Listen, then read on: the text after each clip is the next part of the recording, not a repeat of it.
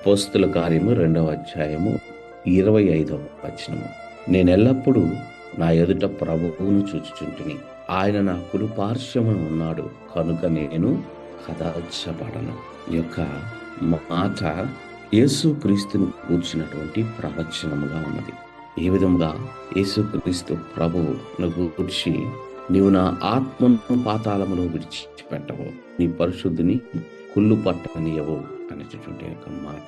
ఆయన పాతాళంలో ఉండిపోలేదు, ఆయన శరీరము కుళ్ళిపోలేదు. ఆయన మరణపు ములును విరిచినాడు, పునరుత్థానుడైనాడు. అదే విధముగా ఆయన యొక్క ఆత్మను కలిగినటువంటి వారి యొక్క జీవితంలో మొట్టమొదటిగా నేనెల్లప్పుడూ నా ఎదుట ప్రభువును చూచుచుంటిని. ఆ ఎల్లప్పుడూ ప్రభువును మన దగ్గర చూచినప్పుడు మనలో ఒక బలమైనటువంటి పరిశుద్ధమైన భయము, పరిశుద్ధమైన ప్రేమ కలుగుతుంది.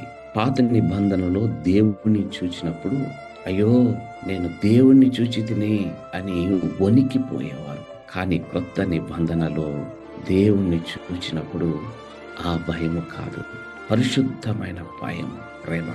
ఈ భయము మనల్ని వణికింప చేయదు. ఈ భయము, ఆయన నా ప్రక్కన ఉన్నాడు, నేను ఆయన నామమునకు అవమానము తీసుకుని రాకుండా ఉండాలి, ఆయన నేను బాధ పెట్టకూడదు అనే జాగ్రత్త కలిగి ఉండేటటువంటి పరిశుద్ధతను, నీతిని, పవిత్రతను, ఆయన సన్నిధిని పోగొట్టుకొనకుండా కాపాడుకునేటటువంటి భయం, ఇది పరిశుద్ధమైన భయం. కాబట్టి ఆయన నా కుడి పార్శ్వమున ఉన్నాడు కనుక నేను కదల్చబడను. అపరిశుద్ధమైన భయం, ప్రేమ మనకు నిరీక్షణను, చేయమును అనుగ్రహిస్తుంది. పాతాళములో విడిచిపెట్టబడం, శోధనలో, అపజయములో, దాడిలో కృంగిపోం. పరిశుద్ధపరచబడి ఆయన యొక్క శక్తిని పొంది ఆయనకు మహిమకరముగా జీవించు భాగ్యము ఆయన ఆత్మను కలిగిన ప్రతి బిడ్డకు దేవుడు అనుగ్రహించును. అట్టి కృపలను మనము పొందుదుముగాక. ప్రార్థన చేసుకుందాం.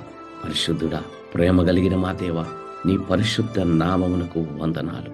నీ ఆత్మను మాకిచ్చి నీ పరిశుద్ధ జీవితమును కూడా మాకు అనుగ్రహించి వాడవై ఉన్నావు ప్రభా, నీకు వందనాలు. నైనా నీ జీవితములో నైనా కలిగిన ఈ అనుభవము మా జీవితంలో అనుగ్రహించమని వేడుకొనిచ్చినాను. నాయనా, మా జీవితములను పాతాళము నుండి, కుళ్ళు పట్టిన స్థితి నుండి పునరుద్ధరింప చేయమని యేసు నామమును వేడి ప్రార్థన చేయించున్నాము తండ్రి. ఆమేన్.